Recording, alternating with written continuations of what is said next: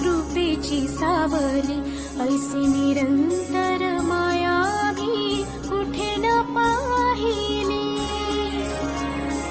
आनंदाचे दान दे संकटात धावते, सारी सुमने श्वासांची स्वामी चरणी वाहिली.